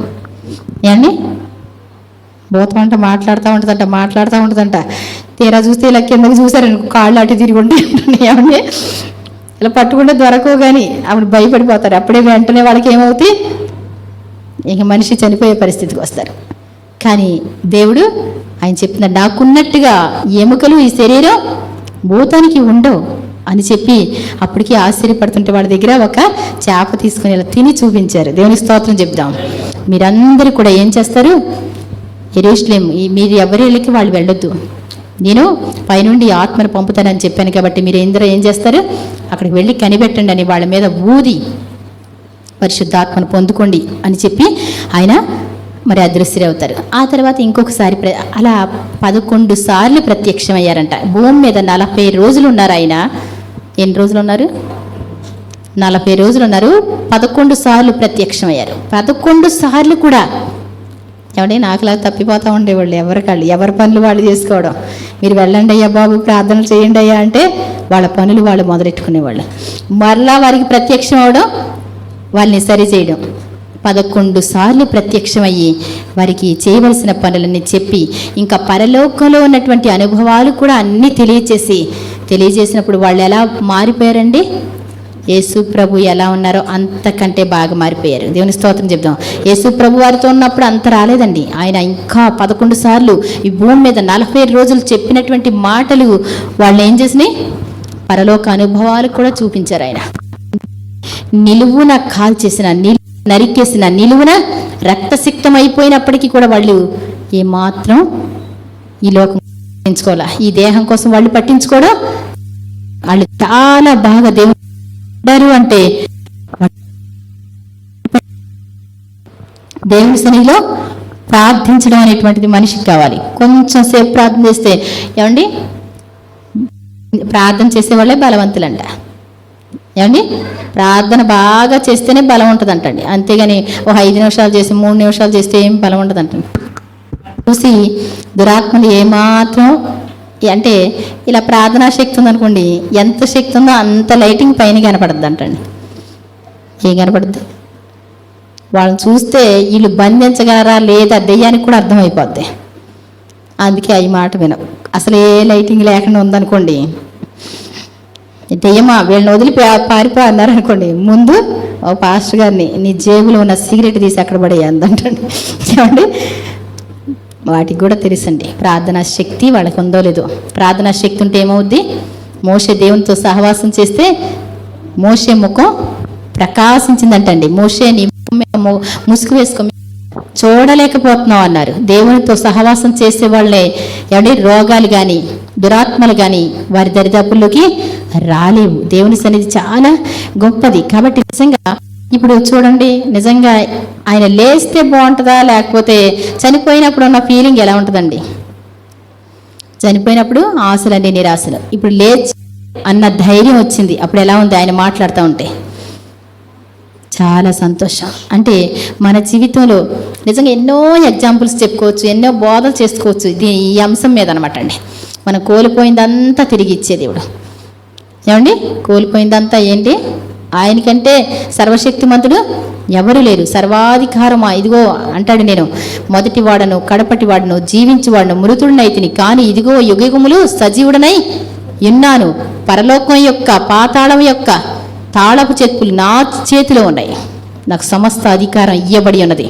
ఫస్ట్లో లేదండి అధికారం, ఉంది. దాన్ని మొత్తం వదిలిపెట్టి వచ్చి సశరీరుడిగా, అంటే మనలాంటి మనిషిగా వచ్చి, ఒక మనిషి ఎలా చేయొచ్చో, అంటే దేవుడిగా కాదు సుమా, ఆయన భూమి మీద చేసింది దేవుడిగా కాదు, ఆయన చేసింది ఒక మనిషిగానే. ఒక ప్రార్థనాత్మ సంపాదించుకోవాలంటే ప్రార్థన చేశాడు, ఒక దేవుని శక్తి కావాలంటే ఉపవాసాలు చేశాడు. ఏమండి, అచ్చం మనిషిలాగానే. ఏమండి, లాజరు చనిపోయాడంటే ఏడ్చాడు, అవునా కదా? ప్రతి విషయంలో మనిషిలాగానే, మనిషిగానే బ్రతికాడు. ఇక్కడ నువ్వు నేను అలా ఉండొచ్చని ఆయన నిర్ధారణ చేశాడు, అవునా కదా? యేసు ప్రభు కాబట్టి అనుకోవద్దు మీరు ఎలా ఉన్నారో నేను అలా ఉండాలి అంటే ఉండొచ్చండి. మనం దేవుని సన్నిధి ఎక్కువ గడిపి ప్రభు మీ ఇలా ఉండాలి అంటే ఏం చేస్తాడు దేవుడు? మనకి బలం ఇస్తాడు, శక్తి ఇస్తాడు, ఆయనలా ఉండగలిగినటువంటి కృప ఇస్తాడు. ఆయన కోసం నిలబడితే ఏమండి పరలోకంలో గొప్ప స్థానాలు ఉంటాయి. అన్నీ చెప్పాడు. నాతో శ్రమపడిన మీకు, నా శోధనలో నిలిచిన వారు మీరే, నా తండ్రి సింహాసనం ప్రక్కన మీకు కూడా సింహాసనాలు ఉంటాయి. ఆయనతో పాటు శ్రమ పడటం అంటే ఆయన ఉన్నప్పుడే అని కాదు, ఈ రోజున కూడా ఆయన కోసం కష్టపడగలిగితే. ఈ రోజున పరలోకంలో నాకు సింహాసనం కావాలి అనిపించింది అనుకోండి, అది వృద్ధులైన పర్లా, ఎవరైనా పర్లా, ఎటువంటి వాళ్ళైనా పర్లా, వ్యభిచారులైన పర్లా, దొంగలైన పర్లా, నరహంతకులైన పర్లా, ఎవరైనా పర్లేదు, ఈ రోజున ప్రభువా నన్ను క్షమించండి, నాకు కూడా అలాంటి అవకాశం కావాలని కోరుకుంటున్నాను అంటే ఏం చేస్తారండి ఆయన? మగ్దలేనా మరియా అండి, దెయ్యాలు బట్టి ఒక వ్యభిచారిగా మారినటువంటి వ్యక్తి, జీవించిన వ్యక్తి. అసలు అంటే గ్రంథాల్లో చెప్తారు, ఆయన్ని ఒక్క చూపుతో పడేస్తా అనేసి సవాలుగా వెళ్ళిందంటండి. ఆయన ఒక్క చూపు చూస్తే ఆవిడ పడిపోయింది. నేను స్తోత్రం చెప్దాం. ఏమండి, తన కన్నీటితో పాదాలు కడిగి, తన తల వెంట్రుకలతో పాదాలు తుడిచి, అదే కదండి తన జీవితంలో సంపాదించిన సంపాదన అంతా తీసుకొచ్చి మొత్తం ఆయన కోసం ఖర్చు పెట్టి, ఏమండి అసలు ఇంకా భూలోకంలో ఫస్ట్ ధన్యురాలంటే ఆవిడేనండి. దేవుని స్తోత్రం చెప్దాం. ఆవిడెవరు? ఏమండి, ఒక పాపపు స్త్రీ, పట్టబడినటువంటి స్త్రీ, మంచి ఆతిథ్యం చేసేవారిగా మారిపోయారు. యేసు ప్రభు కోసం నిలబడిన వారిగా మారిపోయారు. ఆయన భూస్థాపన నిమిత్తం ఏమండి మిక్కిలి వెలగల జటామాంస అత్తరు సేరున్నారంటే కేజీనారంటండి. సెంటు బాటిల్ ఎంత ఉంటే ఏమండి బోడంత కాస్ట్ ఉన్నాయి. సేరున్నర తీసుకొచ్చి బుడ్డి పగలగొట్టి ఆయన నెత్తి మీద పోసింది. ఎక్కడైతే సువార్త ప్రకటింపబడుతుందో, ఎక్కడైతే ఈ సువార్త ప్రకటింపబడుతుందో ఈమెను కూడా ప్రశంసించాలి. ప్రశంసించాలంటే ఈమెను అభినందించండి అందరూ కూడా. ఎందుకని? ఆయన కోసం మంచి కార్యం చేసిందంట. నేను ప్రభు నాతో సూటిగా ఒక మాట మాట్లాడతారా అని రాత్రి జస్ట్ ఇలా అనుకొని ఇలా టచ్ చేశానండి. ఏమండి, కయ్యేను తన అర్పణ ఏమండి తన వాటిలో కొంత తీసుకొని వచ్చి, దానికోసం చాలా ఆలోచించాను నేను. కింద చదివితే హేబేలు శ్రేష్టమైన వాటిని, తొలిచూలిన పుట్టిన వాటిని తీసుకొని వచ్చాడు. కయ్యేను ఎలాంటిది తీసుకొచ్చాడంటండి? ఏం తీసుకొచ్చాడు? ఏదోలేండి, కొంత ఇస్తే ఏమవుద్ది దేవునికి. ఏమండి, సరిపోదా మాత్రం? కయ్యేను అర్పణ దేవుడు లక్ష్య పెట్టాడా? కయ్యేను అర్పణ లక్ష్య పెట్టలేదు. హేబేలు అర్పణ ఇష్టపడ్డాడంటండి. అంటే అర్పించు వాటికంటే అర్పించు మనసు ముఖ్యం అంటారు కదా. అంటే మనసు చాలా, తను ఏదోటిలే కొంత తీసుకెళ్ళి ఇస్తే గొడవ లేకుండా ఉంటుంది కానీ అనుకున్నాడు. దేవునికి తెచ్చేది చాలా జాగ్రత్త తేవాలి, చాలా జాగ్రత్తగా ఇవ్వాలి. ఏమండి, విత్తనాలు పెట్టేటప్పుడు మన దగ్గర బోల్డని విత్తనాలు ఉంటాయి. ఎంత పుచ్చకాయలో కూడా పెద్ద విత్తనాలు వచ్చినాయి, పెట్టేస్తారా? అయ్యి 1000 రూపాయలు పెట్టుకొని వస్తాం మళ్ళీ విత్తనాలు కావాలంటే. ఏం చేస్తుంది ఏమండి? విత్తేది ఎలా ఉండాలి? చాలా శ్రేష్టమైనది ఉండాలి. అది చాలా అంకిత భావంతో, ఏదో ఇచ్చావా అంటే అసలు రానే రాదండి ప్రతిఫలం. చెప్తున్నాను కదా, రాదు. మేము ఇంత చేసామండి, రావట్లేదండి ప్రతిఫలం, రాదండి. నీ అర్పణ దేవుడు లక్ష్య పెట్టాలంటే ఇలా కొట్టి ఇలా చూసి సూటిగా ఒక్క మాట మాట్లాడని అనుకున్నాను నేను. ఏమండి? కయ్యను తనకున్న వాటిలో కొంత అర్పణగా తీసుకొని వచ్చాను. హేబెల్ అయితే శ్రేష్టమైనవి, తొలిచూలి వాటిని పుట్టినవి, ప్రథమ ఫలాలు తీసుకొచ్చాడంటండి. అంటే తన మనసు ఎంత ఎలా ఉంది? అప్పటికి ఏమి ఆజ్ఞలు లేవు. ప్రథమ ఫలం నాది, శ్రేష్టమైంది నాది, ఇవన్నీ చెప్పాడండి. కానీ తన మనసు ఎలా ఉంది? తర్వాత వచ్చినటువంటి వాక్యానికి సరిపడా ఉంది ఆ టైంలో. ప్రేమించిన మనసు అనమాట. మనం విత్తాము అంటే, దేవుని సన్నిధిలో కానుక వేసుకున్నాము అంటే, దేవునికన్నా ఏదైనా ఇచ్చుకున్నాము అంటే దానికి ప్రతిఫలం రావాలి అంటే పై చేసినవి ఏవి రావు. వడనా పెట్టనా అనేసి పెట్టేసిన దానికి ఏమి రాదు. ఏమండి? ఏమైనా వద్దా అన్నట్టు ఇచ్చేసిన దానికి ఏమీ రాదు. చాలా జాగ్రత్తగా, ఎందుకు? ఆవిడ మంచి మనసుతో హృదయపూర్వకంగా చేస్తే అది కరెక్ట్ సమయంలో, ఏమండి, ఆయనకి చేయవలసిన సమయంలో, ఇంకా 2 దినాలు పస్కా ఉంది, అప్పుడు ఆయన్ని అభిషేకించాలంటే ఆవిడకి ఏమన్నా తెలుసా? తెలియకుండా శ్రేష్టమైన దాంతో ఆయన్ని మరి ఆరాధించింది కాబట్టి ఆవిడకి ఎంతో ఆశీర్వాదం వచ్చింది. కాబట్టి నిజంగా మరి ఎక్కడ సువార్త ప్రకటింపబడదో ఆమెను కూడా ప్రశంసించాలి అంటాడు. కాబట్టి నిజంగా అప్పటి నుంచి అందరూ కూడా ఏం చేశారంటండి? మీరు అంతటా సువార్త ప్రకటించండి. చనిపోయిన వాళ్ళ కోసం ఎవరు ప్రకటిస్తారండి? ఇప్పుడు లేచాడు చెప్పాడు కాబట్టి ప్రకటిస్తున్నాం. మనం కూడా లేస్తాం. మనం కూడా తప్పకుండా పునరుత్థానంలో పాలు పొందాలి. ఏమండి? మొదటి పునరుత్థానంలో పాలు పొందిన వారు ధన్యులు అంటాడు. దేవుని స్తోత్రం చెప్దాం. లేకపోతే ఏంటంటండి? వాళ్ళు లేపబడకపోతే తీర్పు పునరుద్ధానంలో లేస్తారు వాళ్ళు తీర్పు కోసం. మొదటిగా యేసు ప్రభు తన దూతలతో వచ్చేటప్పుడు బోర మ్రోగగానే, ఏమండి, దేవుని యందు నిద్రించిన వారందరూ కూడా ఇలా మహిమ శరీరంతో అలా బయలుదేరిపోతారు. ఆయన ఎదుర్కోవడానికి బయలుదేరిపోతారు. అప్పుడు ఆగుతారే కొంతమంది, మళ్ళీ వాళ్ళు లేస్తారంటండి. ఎప్పుడు లేస్తారు? ఆయన కలుసుకోవడానికి కాదు, తీర్పులో నిలబడటానికి. చాలా జాగ్రత్త. ఇదంతా కూడా పట్టించుకోకుండా ఉంటే మాత్రం జీవితంలో మరి మన ఆస్తిపాస్తులో జీవితమో లేకపోతే చదువులో ఇవేవి కూడా అంత మెయిన్ పాయింట్ కాదు. కానీ జీవితంలో భక్తి అనేటువంటిది మొదట చూసుకోకపోతే మాత్రం, ఏమండి, చాలా డేంజర్ అనమాట. కాబట్టి దేవుడు మనకు తోడుగా ఉంటాడు. ఆయన్ని మరి గణపరిస్తే మొదట నా రాజ్యాన్ని, నా నీతిని వెతకండి, అప్పుడు అన్నీ కూడా మీకు అనుగ్రహింపబడతాయి. దేవునికి ఇచ్చిన సమయం ఎక్కడికి పోదండి. వాళ్ళు ఎంతో ఎంతో శ్రేష్టమైన వారిగా ఉన్నారు. అవునా కదా? దేవుని భక్తులు దానియేలు, షడ్రక్, మేషక్, అబ్దెనగోలు ఎలా ఉంటారండి? ఎలా ఉంటారు వాళ్ళు? అసలు అక్కడ ఉన్నటువంటి వాళ్ళు ఎవరు చెప్పలేరు. రాజ్యంలో ఉన్నవాళ్ళు వాళ్ళు ఒక్కళ్ళే చెప్పగలరు. దేవుని కోసం సమయం కేటాయించి ప్రార్థన చేయడానికి వెళ్ళిపోయేవాడు దానియేలు. ఏమంటే 3 గంటల వేళ యథావిధిగా. మనం కొంచెం చిన్న చుట్టాలు వస్తే ప్రార్థన ఆపేసుకుంటాం కదా, ఏమండి గొప్పకునా? అవునా కదా? ఏదైనా చిన్న ఫంక్షన్ వస్తే ప్రార్థన మానేస్తాం కదా. కానీ దానియేలుకి ఏమన్నారండి? 30 దినాల వరకు ఎవరు తమ దేవుణ్ణి ప్రార్థన చేయకూడదు, రాజుగారికి చెప్పుకోవాలి. ఒకవేళ చేస్తే ఏం చేస్తారంట? ఏం చేస్తారు? సింహాల గుహలో పడేస్తారు. ఏమండి, సరదాగా ఉందా సింహాల గుహ అంటే? ఎక్కడో సింహం వచ్చిందంటే ఇంకెవడు ప్రయాణం చేయడు. ఏమండి, అవునా కదా? పెద్ద పూలు వచ్చిందంట, ఆ యొక్క అడుగులు కనపడి అంటే ఎవరు ఆ దారిలో మరి ప్రయాణాలు చేయరు. సింహాల గుహలో తీసుకెళ్ళి పడేస్తారంటే మాటలండి.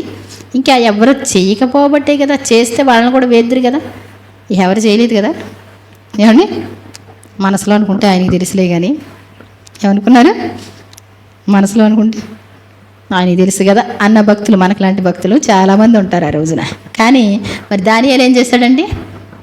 యథావిధిగా వెళ్ళిపోయి యెరూషలేము వైపు కిటికీలు తెరిచి చేతులు ఎత్తి దేవుని బ్రతిమాలుతూ ప్రార్థన చేసేవాడంట. ప్రభువా, ఎప్పుడు తీసుకెళ్తారు మీరు? మా అవిధేయతల చేత, మా పాపాల చేత మా యెరూషలేము మందిరం దగ్గర ఉండకుండా మేము ఎక్కడ ఉండవలసిన పరిస్థితి ఏంటి? ఈ అన్య దేశంలో మేము ఉండవలసిన పరిస్థితి. ఏం చేస్తున్నాడండి అక్కడ ఆయన?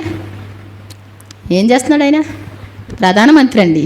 పోస్ట్ మీద పోస్ట్ వచ్చేసి రాజుగారి పరిపాలన. రాజుగారు కాదు, ఇతనే పరిపాలించినట్టు ఉంది అక్కడ మొత్తం అంతా. ఏమండి, ప్రధానమంత్రిగా ముగ్గురులో ప్రధానుడిగా చేస్తే అక్కడ ఉండబుద్ధి కావట్లేదు అంటండి. గ్రంథాలన్నీ తీస్తూ తిరగేయడం, ఎప్పుడు వెళ్తాం మన దేశానికి, మన మందిరానికి ఎప్పుడు వెళ్తాం అని చూసుకుంటా బ్రతిమలాడుతున్నాడంట దేవుణ్ణి. రోజు వెళ్ళి బ్రతిమలాడేవాడంట. టైం దగ్గర పడింది, ప్రభువా మమ్మల్ని తీసుకెళ్ళండి. మళ్ళీ అందరూ కలిసి వచ్చేసేవారు అంటండి. ఇంటికి వచ్చి ప్రార్థన చేస్తున్నాడా లేదా చూడండి, చూస్తున్నాడు. ఇంకా గట్టిగా ప్రభువా నా ప్రార్థన ఆలకించు అని చక్కగా ప్రార్థన చేస్తుంటే ఈ మాటలు మళ్ళీ అందరూ బయలుదేరి రాజు దగ్గరికి బయలుదేరారు. ఏమండి, మీరు 30 దినాల వరకు కూడా ఏ దేవునికి ప్రార్థన చేయొద్దని ఎవరు చెప్పారు? ఏ శాసనం వీళ్ళే పెట్టారు. వీళ్ళే పెట్టి రాజముద్ర వేయించుకొచ్చారు. కానీ ఇప్పుడు ఏమంటున్నారు? మీరు శాసనం ఇచ్చారు కదా, 30 దినాల వరకు కూడా ఎవరు కూడా తమ దేవుని దగ్గర ప్రార్థన చేయకూడదంటే ఈ దానియేలు అన్నవాడు ఏం చేస్తున్నాడు తెలుసా? దానియేలు రాజుగారికి ఎలాంటి వాడండి? చాలా ప్రియమైన వాడు. తను తప్పించడానికి ఎంత ప్రయత్నించినా ప్రయత్నం కుదరలేదంటండి. ఏం చేయాలో అర్థం కాని పరిస్థితిలో రాజుగారు అన్నారు, నీవు నిత్యము సేవిస్తున్న నీ దేవుడే నిన్ను రక్షిస్తాడు, వెళ్ళు. దేవుని స్తోత్రం చెప్దాం. ఏమండి, అనుదినము తప్పక సేవిస్తున్న నీ దేవుడు నిన్ను రక్షించగలిగిన దానియేలు రాజు చిరకాలం జీవించునుగాక. ఆయన తన దృష్టికి నేను యథార్థంగా కనబడ్డాను కాబట్టి తన దూతను పంపించాడు అంటాడు. కాబట్టి దేవుడు ఆయన ప్రజలను వదిలిపెట్టేవాడు కాదు. ఆయన కోసం నిలబడినటువంటి వాళ్ళని వదిలిపెట్టేవాడు కాదు. ఆయన రాకడ కోసం, ప్రత్యక్షత కోసం ఎదురు చూసే వారికి ఏం చేస్తాడంట? ఆయన ఏం చేస్తాడు? ఏమండి, టైం అయిపోతుందని కంగారు పడుతున్నట్టు ఉన్నారు. ఏంటో మాట్లాడుతున్నారు మా చిన్నాన్నగారు వాళ్ళు. ఏమండి, ఇక్కడ మాటలు మీ మైండ్లో ఉండవని నాకు తెలుసు. లేవు, ఉంటే వెంటనే ఫిక్స్ అవుతాయండి. మైండ్ కరెక్ట్ దీని మీద పెట్టారో లేదో కూడా మాకు అర్థమైపోతూ ఉంటుంది. ఏమండి, అలా కాదు. ఎందుకు అంటే దేవుని మాటలో మనం వెనకుండా ఉండకూడదు. ఒక్క మాట మాట్లాడితే అయిపోద్ది అది కదా. మన ఎగ్జామ్లో అదే అవసరం అవుతుంది ఒక్కోసారి. ఏమండి, మన పరీక్ష సమయంలో కూడా అదే మనకు అవసరం అవుతుంది. కాబట్టి చాలా జాగ్రత్తగా మనం ఏం చేయాలి? మరి జాగ్రత్తగా అంటే నేను చిన్నప్పుడు స్కూల్లో నేను ఇంకో అతను లీడరు, ఆడు ఫస్ట్ లీడరు, నేను సెకండ్ లీడరు. పక్కన అమ్మాయి జస్ట్ ఇలా అంది. అలా చూసి మాట్లాడుకుని ఊరుకున్నా. దేవకుమారి నువ్వు లేవాలి అన్నాడు. నేను మాట్లాడలేదంటాను. ఆ అమ్మాయి ఇలా అంటాను చూశాను అంటాడు. ఇప్పుడు ఆ పక్కన అమ్మాయి అన్నా నాకు వచ్చింది తప్పు, ఇద్దరిని నిలబెట్టేశాడు. సారితో కూడా అంట నేను మాట్లాడలేదండి అనేసి అంట. వాడు అంటాడు కుదరదు, నువ్వు నుంచోవాలంటాడు. ఏమండి, ఆవిడ బెల్ అయ్యే వరకు కూడా సార్ రాలేదు, నుంచోక తప్పలేదు. పక్కనోడు ఎవడన్నా కెలికాడు అనుకోండి, మనల్ని మాట్లాడుకుని కూర్చోవాలి. మనం ఎవరి వైపు కూడా చూడకూడదు, జాగ్రత్తగా ఉండాలి. మిమ్మల్ని వాళ్ళు కదిపినా వాళ్ళు మిమ్మల్ని కదిపినా తప్పు అయిపోద్ది. జాగ్రత్త, మరి వేరే అని కాదు, ఎందుకంటే మనది పోద్ది అనమాట. కాబట్టి చాలా కష్టపడి వస్తారు మీరు. ఇంటికాడ పనుల కంటే కూడా ఫంక్షన్కి వెళ్తాం చాలా ఈజీగా వెళ్తారు. దేవుని సన్నిధికి రావడం చాలా కష్టపడే వస్తారు. ఇంటికాడ పనులన్నీ చక్కబెట్టుకొని అవి చేసుకొని వస్తారు. వచ్చిన తర్వాత ఇక్కడ కూడా ఏమండి వెళ్ళనివ్వని సైతానికి 3 అనుచరులు అంటండి. ఒకటి వెళ్ళొద్దని పట్టుకుంటాడండి ఇంటికాడ. ఏమండి, వెళ్ళనివ్వకుండా ఆటంక పెట్టేవాడు వాడు. వాడిని త్యజించుకొని వచ్చారనుకోండి, ఇంకొకటి కూర్చొనివ్వడు అంటండి. ఆ కూర్చోకుండా ఇంకొక ఫోన్ వచ్చో ఎటో అటు ఇటు తిప్పుతూ ఉంటాడు, ఇంకో ఆలోచన పెడతా ఉంటాడు, కూర్చొనివ్వడు వాడు. ఇంకొకడు అన్నాడు అంటండి, వాడిని తప్పించుకొని కనుక కూర్చోగలిగితే విననివ్వడు అంటండి, అలా విసురుతూ ఉంటాడంటండి నిద్ర వచ్చేలాగా. ఇవన్నీ వేరేని కాదు, రానివ్వనివాడు, కూర్చొనివ్వనివాడు, విననివ్వనటువంటి వాడు. మనం ముగ్గురు ఉంటాం కాదు, చెప్తారు కరెక్టే అదంతా. అక్కడ కూర్చొనివ్వడు అంట. ఏమండి, బైబిల్లో వర్డ్ ఏంటి? డాంబికులైన పాపాత్ములు ఆయన సన్నిధిలో బయట చెప్పకూడదు అంటే అది కరెక్ట్గా సైతాన్ గాడు వస్తాడు, జాగ్రత్తగా కూర్చోండి అంటారు. దేవుని సన్నిధిని మౌనంగా ఉండాలంటాడు. ఏమండి, దేవాని సన్నిధిలో మౌనముగా ఉండుట, సైలెంట్గా ఉన్నారనుకోండి దేవుని గనపరిచినట్టంట. మనం దేవుని సన్నిధిలో ప్రాంగణంలో అడుగు పెట్టినప్పుడు, దేవుని మందిరానికి వచ్చినప్పుడు మనం ఏం చేయాలంట? మన ప్రవర్తన అంతటిలో జాగ్రత్తగా చూసుకో అంటాడు. ఎవరు? ప్రసంగి. అప్పుడు దాకా వ్యర్థం అన్నీ చెప్పుకొచ్చి 5వ అధ్యాయానికి వచ్చేసరికి ఏమన్నాడు? 4 అధ్యాయాలు మొత్తం వ్యర్థమే. నేను చేసుకున్నది అంతా వ్యర్థం, నా తోటలు వేసుకున్నాను వ్యర్థం, ఏమండి చెరువులు తవ్వించుకున్నాను వ్యర్థం, ఇల్లు కట్టించుకున్నాను వ్యర్థం, అన్నీ వ్యర్థం చెప్పుకొచ్చి 5వ అధ్యాయానికి వచ్చేసరికి ఏమంటాడు? నీవు దేవుని మందిరానికి పోయినప్పుడు నీ ప్రవర్తన అంతటినీ జాగ్రత్తగా చూసుకొనుము. భక్తిహీనులు అర్పించినట్టుగా నువ్వు బలి అర్పించుట కంటే సమీపించి ఆలకించుట శ్రేష్టము. ఏమండి, వాళ్ళకంటండి వాళ్ళు తెలియకే దుర్మార్గపు పనులు చేస్తారు. దుర్మార్గపు పనులు అంటే ఏంటి? ఏమండి, అంటే తెలియని పనులే ఏ అయినా సరే, వాళ్ళకి దుర్మార్గం అని తెలియదు. కాబట్టి మనం నోటిని కాచుకొనుము. దేవుడు ఆకాశం ముందు ఉన్నాడు, నీవు భూమి మీద ఉన్నావు కాబట్టి నీ మాటలు కొద్దిగా ఉండవలెను. నేను అనుకున్నాను ఆకాశం అంటే చాలా దూరంగా ఉంది, మనం ఇక్కడ ఉన్నాం కదా, భూమి మీద ఉన్నాం కదా అనుకున్నాను. ఆకాశము నా సింహాసనము, భూమి నా పాదపీఠము. ఆయన ఇక్కడ కూర్చున్నారు, ఆయన కాళ్ళు ఇది భూమి అనుకోండి, ఇక్కడ కాళ్ళు పెట్టుకున్నారు. ఆయన ఇక్కడ కూర్చొని కాళ్ళు పెట్టుకున్నారు. మనం మాట్లాడే మాటలు ఆయనకి వినబడతాయే వినబడవా? అంటే సన్నిధికి వచ్చినప్పుడు వేరు, మామూలుగా ఉన్నప్పుడు వేరు. అందుకోసం చాలా జాగ్రత్త. మనం దేవుని మాటలు తప్పకుండా. మరి 3.5 సంవత్సరాల్లో యేసు ప్రభు రూపానికి వచ్చేసారు వాళ్ళు. మీరు కూడా మీరు లెక్క పెట్టుకొని చూసుకోండి, అసలు ఎలా ఉంటున్నారో ఏంటో చూసుకోండి. 3.5 సంవత్సరాలు, 3.5 కాదు, పోనీ 5 సంవత్సరాల కన్నా పాస్టర్లు అవుతారా మీరు? అంటే మేము పాస్టర్లు అవ్వం కాదు, మొత్తం చెప్పుకు రావాలి. దేవుని సన్నిధిలో యేసు ప్రభు లేచాడు కాబట్టి మనం సంతోషించాలి. అసలు మరి ప్రభు లేచాడని మాకు చాలా సంతోషం అండి. ఏమండి, అసలు చనిపోయాడని కానీ బాధ లేదండి, అసలు లేచాడన్న సంతోషం లేదన్న వాళ్ళు చేతులు ఎత్తండి. ఏమండి ఏమండి కాదు కదా, ఎవరో ఒక్కళ్ళు కూడా ఎత్తలేదు, బాగానే విన్నారు. ఆయన లేచాడని సంతోషంగా ఉందని దేవుని స్తోత్రం చెప్దాం. ఏమండి, ఇంకెవరూ లేవలేదండి ఈ లోకంలో. ఆయన లేచాడు కాబట్టి నిన్ను లేపడానికి రెడీగా ఉన్నాడు. ఆయన చెప్పిన మార్గాల్లో మరి ఏంటి, నమ్మి బాప్తిసం పొంది, ఏమండి ఆయన శరీర రక్తాల్లో పాలిభాగస్తులై ఆయన ఇచ్చినటువంటి సమస్త ఆజ్ఞలు గైకొన వల్లని బోధించు అంటాడు. వాటన్నిటిని గైకొని బోధిస్తే గనక మనం చనిపోయిన తర్వాత ఏం చేస్తాం? తప్పకుండా లేపబడతాం. దేవుని స్తోత్రం చెప్దాం. ఆయన రాజ్యంలో యుగయుగాలు పెళ్లి కూతురుగా ఉండడానికి ఇష్టపడుతున్నారండి. ముడతా మచ్చ కళంకం లేనటువంటి ప్రియురాలి సంఘంగా ఉండడం కోసం ఆయన తాను అప్పగించుకున్నాడు. ఏమండి, ముడతా మచ్చ కళంకం లేని దానికి కోసం లేనటువంటిదిగా ఉండాలని. మనం ఏ వంకరతనం మనలో ఉండకూడదంట, అన్నీ సరి చేసుకోవాలి. ఈ జీవితం అందుకే పొడిగిస్తూ ఉన్నాడు. ఎందుకు బ్రతుకున్నామంటే, ఎందుకండి గొప్పవాళ్ళం కాదు, సరి చేసుకోవడానికి. రెడీ అయిన వాళ్ళు వెళ్ళిపోతూ ఉంటారు. ఏమండి, అంటే అందరూ రెడీ అయిపోయారా అని అంటారు మీరు మళ్ళీ. ఏమండి, కొంతమంది పిందల్లా రాలిపోయే వాళ్ళు ఉంటారు, అకాల ఫలాల్లా రాలిపోయే వాళ్ళు ఉంటారు. ఏమండి, ఏ పురుగు వచ్చిందనుకోండి, దోమకాటుకి ఏమవుద్ది? అలాంటి శోధనలో పడకుండా ప్రభువా ప్రతిరోజు కూడా ప్రార్థన చేసుకొని మన జీవితాన్ని చక్కగా అప్పచెప్పుకొని పరలోక రాజ్యంలో ఏమండి గొప్ప స్థానం కావాలనుకున్న వాళ్ళు దేవుని స్తోత్రం చెప్దాం. ఏమండి, సంతోషమేనా? గొప్ప స్థానం కావాలని, దానికోసం ఎంతైనా కష్టపడడానికి. ఈ లోకాన్ని పట్టించుకోవద్దు. ఏది చెప్పాడో అది చేయాలి. ఉండమంటే ఉండటం, నిలబడమంటే నిలబడటం, కూర్చోమంటే కూర్చోవడం. అంతేకాని నాకు కుదరలేదు ప్రభువా అంటే కుదరదండి. గుర్తుపెట్టుకోండి, ధర్మశాస్త్రం ప్రకారం చేసిన వాళ్ళని దేవుడు వాడుకున్నాడు. అలాగే ఆయన రాజ్యంలో కూడా ఆ విధంగా నిలబెట్టుకుంటాడు. మరి రేపొద్దుట ఆయనతో మనల్ని తప్పకుండా నిలబెడతాడని దేవునికి మహిమ చెల్లిద్దాం. దేవుడు తన పరిశుద్ధ వాక్యాన్ని దీవించునుగాక. మరి క్రీస్తు నేడు లేచెను. హల్లెలూయా చెప్దాం అందరం. హల్లెలూయా, హల్లెలూయా. ఇంకా కొంచెం సేపు ఉండాలి లెక్క ప్రకారం మనం, కానీ మరి ఇప్పుడే చెప్పేసుకుంటాం. క్రీస్తు నేడు లేచెను. హల్లెలూయా. విశ్రాంతి దినం, అది ఘనమైన దినం. ఆ రోజున మీరు అడగండి, ఒకవేళ దేవుణ్ణి కావాలనుకుంటే దేవుడే మీతో మాట్లాడతాడు. ఈ రోజంట మరి అక్కాళ్ళు చెప్తున్నారు, ఏమని ఈ రోజే మరి పునరుత్థానం అని చెప్తున్నారు. ఇది పునరుత్థానమా కాదా నాకు తెలియచేయండి ప్రభువా అనుకోండి. మీరు ఏ విధం చేతనైనాను నీకు అది తెలియజేయడానికి. మరి అమ్మాయి గ్రామస్తులకి ఏంటి, వాళ్ళకి తెలియజేసాడా లేదా? ఎవరు సందేహంగా ఉన్నారో వాళ్ళ దగ్గరికి వెళ్ళాడు. ఈ రోజు నీకు సందేహం ఉంటే కనుక ఆయనే వస్తాడు, తప్పకుండా ఆయన తీరుస్తారు. దేవుడు తన పరిశుద్ధ వాక్యం దీవించునుగాక. సంతోషం.